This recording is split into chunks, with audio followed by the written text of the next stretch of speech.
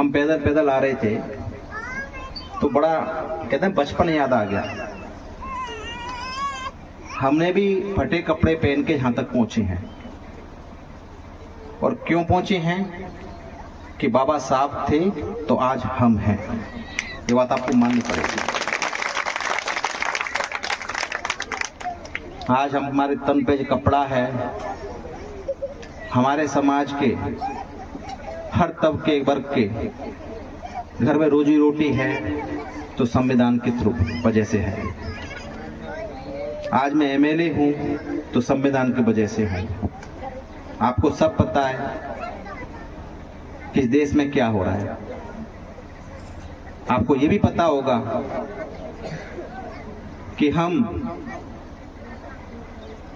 चाहे वो एससी हो, चाहे एसटी हो, चाहे ओबीसी हो, हम हर तरह से सड़क से लेकर सदन तक लड़ रहे हैं कि जिसकी जितनी भागीदारी उसकी उतनी हिस्सेदारी।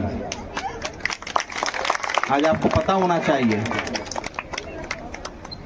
खासकर मैं युवा साथियों से बोलूंगा, माता बहनें बैठी हुई हैं और छोटे छोटे जो बच्चे बैठे हैं ना, जब मैं आ रहा था देख रहा था, मोबाइल का बहुत शौक आप सबको है। शौक तो इस मोबाइल के शौक पे आप ठीक है, अच्छा पढ़े लिखें, लेकिन बाबा साहब को पढ़ा है आपने?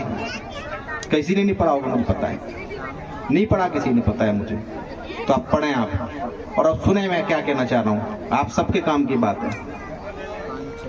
हम 100 लोग हैं। कितने लोग हैं? और हमारे पास 100 रोटी हैं। कितनी है? तो हर इंसान के वट में कितनी रोटी आनी चाहिए? क्या हम लोगों को आ रही है? नहीं आ रही। हमको जो संविधान के द्वारा जो रिजर्वेशन मिला है और इस देश को जो खोखला किया रिजर्वेशन के आधार पे, तो अब मैं बिल्कुल चूकूंगा नहीं कहने से। 49.5 रोटी। कितनी? और कितने लोगों को मिल रही है? 85 लोगों को। कितने लोगों को? 85 लोगों को 49.5 रोटी। ये हमारा संविधान के द्वारा जो रिजर्वेशन मिला है ना आज के टाइम पे, वो है। यानी हम 85 भाइयों को 49.5 रोटी दे दिया, भैया इसी में से बांट खाओ। और 15 लोगों को कितनी है? कितनी है? 50.5 रोटी। उनके एक के बट में 3 आ रही है और हमारे में आधी भी नहीं आ रही। पता है ना, ये आज के टाइम का क्या है रिजर्वेशन। इसीलिए हम कहते हैं इस देश में जिसकी जितनी भागीदारी उसको उतनी हिस्सेदारी चाहिए। चाहिए कि नहीं चाहिए? जोर से बोलो। तो उसको कैसे चाहेंगे? कैसे चाहेंगे? कैसे पढ़ाई करोगे?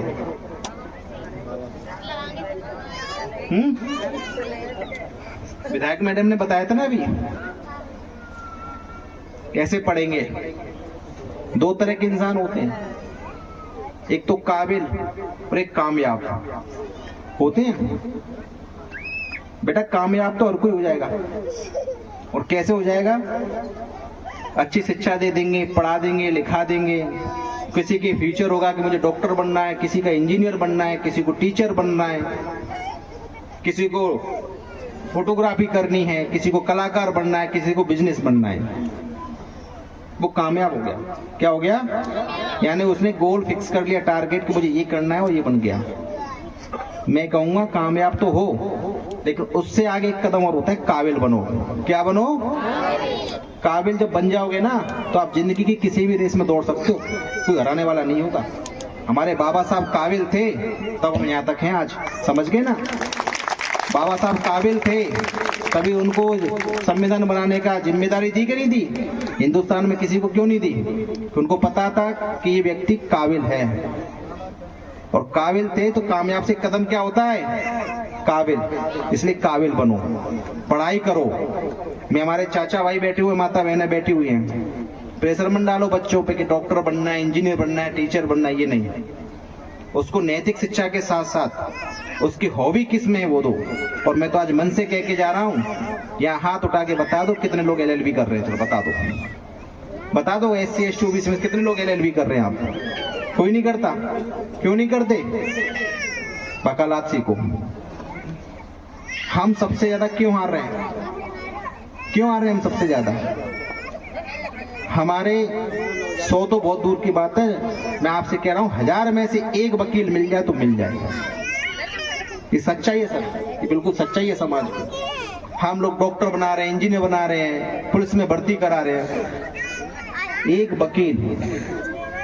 वकील यानी कितने लोगों की जान बचा देता है, यानी कितने लोगों की दिशा दे देता है। मैं दुआटी के प्रोग्राम में था, मैंने हाथ खड़े करवाए, कम से कम 4-5 हजार की भीड़ में से कोई भी एलएलबी की तैयारी नहीं कर रहा था। तो मैं तो आज कह के जाऊंगा अपने बच्चों को एलएलबी कराओ। वकील बनेगा, कम से कम अपने हक अधिकार, अपने समाज की वंचित वर्ग की लड़ाई तो लड़ सकेगा। सच्ची श्रद्धांजलि बाबा साहब के लिए होगी अब आपके लिए। हम मूर्ति तो लगा देते हैं, बाबा साहब ने कभी कहा कि मुझे भगवान की तरह पूजो या मूर्ति लगाओ? कहा क्या? क्यों कर रहे हैं हम लोग? बाबा साहब को ढूंढना है, उनके आदर्शों पे चलना है, शिक्षा से जुड़ो। ये सबसे बड़ी हमारी कमी है और मैं आज मन से कह के जा रहा हूं। भाई साहब ने कहा था ना कि आप नहीं बोलोगे, तो जब बुलवाई दिया है तो मूर्ति क्यों लगा रहे हो? बताओ, लाइब्रेरी खुलवाओ, बच्चों को पढ़ाओ। हम मूर्ति लगा देंगे, देख रेख न हुई, खंडित होती है, फिर कहते हैं तनाव बढ़ता है, सामंजस्य नहीं बैठ पाता। और हमारे लोग ही जाकर के जो मूर्ति लग जाएगी, पार्क बन जाएगा, दिन भर जुआ खेलेंगे, शाम को बोतल खोलेंगे। वहां होते हैं कि नहीं होता? मैंने देखा है, ये भी देखा है। बयाना जाता हूं तो बयाना में बिल्कुल मुख्य चौराहे पे लगी, क्या दुर्दशा कर रखी है वहां मूर्ति की। आपके में तो नहीं होता बहन जी, हर जगह होता है। ये मत कहो क्या आपके यहाँ। इसीलिए मैं आपसे क्या कह रहा हूँ, बाबा साहब की आपने मूर्ति लगाई, दिल में रखो। आप कहते हो उनके आदर्शों को मानो, बच्चों को पढ़ाओ लिखाओ। मैं इसके लिए कहूंगा आपसे, मैंने हर जगह जाता हूं, क्योंकि बाबा साहब ने कभी नहीं कहा कि मेरी मूर्ति लगाओ। आप कहा है क्या? बताओ।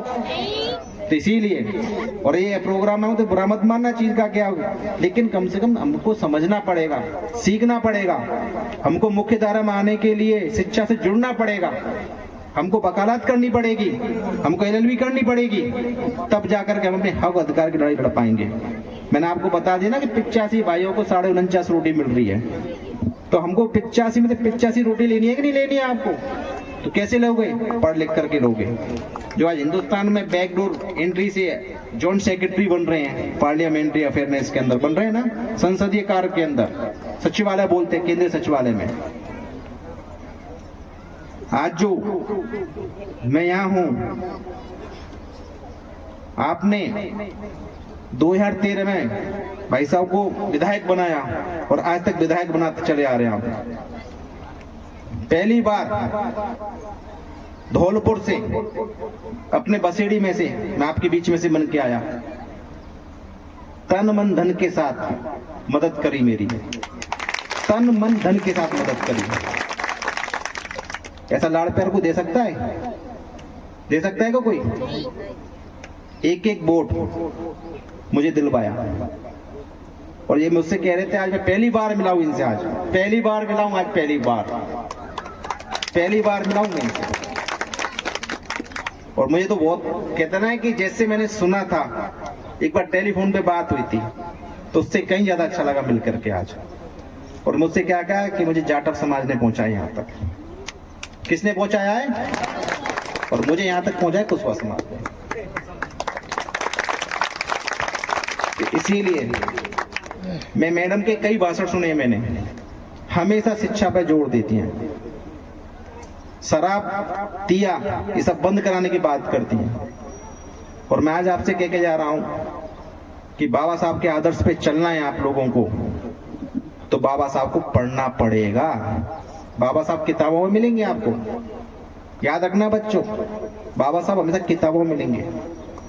बाबा साहब मूर्ति लगाने से नहीं मिलेंगे, बाबा साहब पढ़ोगे किताबों में मिलेंगे। और YouTube पे आप सर्च करना बाबा साहब के लिए। बाबा साहब नीला कपड़े क्यों पहनते थे? ये सील का चक्र है, शांत का चक्र है, शांति। और कहते हैं बाबा उंगली कर रखी है, तो बाबा से आपको रास्ता दिखा रहे हैं, उसका ये मतलब होता है। हम बाबा साहब की तरफ देख रहे हैं, बाबा साहब कह रहे हैं कि मेरे पीछे खड़े होकर मेरी उंगली की तरफ देखिए, आगे बढ़िए, ये अर्थ है इसका। तो इसीलिए पीड़ा होती है हम लोगों को, जब आपने बुलवाया है तो कोई गलती हो तो माफ कर देना, मैं तो परिवार में बैठ के बात कर रहा हूँ, इसीलिए आपको पढ़ना पड़ेगा। आपकी ताकत में वो कहते हैं ना शिक्षा में, कलम में वो ताकत है। कलम कभी नहीं मरती, कागज कभी नहीं मरता।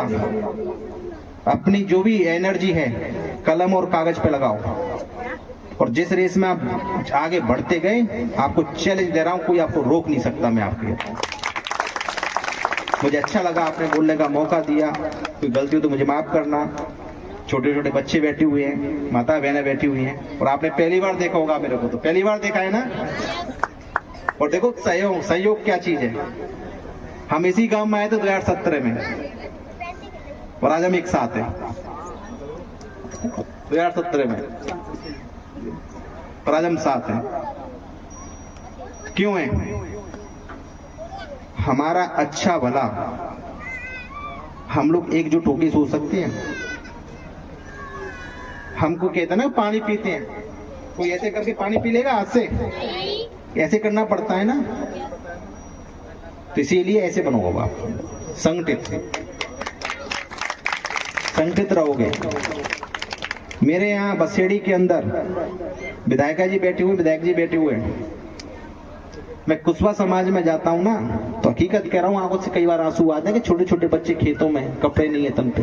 मैं कई बार कहता हूँ, लड़ लेता हूँ उनसे, मैं लड़ता भी उनसे, और मैं कहते हैं कि यार ये तो छापेवार नेता है हमारा, छापे से मारता है। मैं कह के नहीं जाता कहीं दिन, चुपचाप जाता हूँ छापे से। तो असलियत तो मालूम पड़ती है। मैं कल के लिए नहीं जीता कभी, ना मैंने कल देखा है और ना मैं कल के लिए जीता। मैं आप लोगों को आज के लिए जी रहा हूं। अगर आप आज नहीं माने, नहीं समझे, नहीं सुधरे, तो हमारा पतन है, पतन है और पतन है। ये चीज याद रखना आप चीज को। हमारे तो 4 साल है, 1 साल निकल गया, और मुझे नहीं पता कि अगली साल क्या होगा। मुझे पता ही नहीं है, मुझे ये भी नहीं पता कल क्या होगा। जो कुछ है आज के लिए, इसीलिए कल की चिंता छोड़ो, आज अपने बच्चों की फ्यूचर की चिंता करो। कमाने जाते हो, बच्चे देखते पिताजी आएंगे, 300 रुपए कमा के ला रहे हो, 150 के दारू पी के आ रहे हो, या जुआ खेल के आ रहे हो, 150 के ना तो उनकी रोटी मिल रही, ना कपड़े मिल रहे, ना एजुकेशन मिल रही। त्यागो सब चीज को। इसीलिए आज हाथ खड़ा करो सबके सब कि बाबा साहब को, आपको अगर पढ़ना है, आपको उनके आदर्शों पे चलना है, तो बाबा साहब की शिक्षा से जुड़ जाओ आप, और आपको कोई आपको हरा नहीं सकता है, गारंटी दे रहा हूं आपको। धन्यवाद, आपने बोलने का मौका दिया। जय भीम, जय भारत।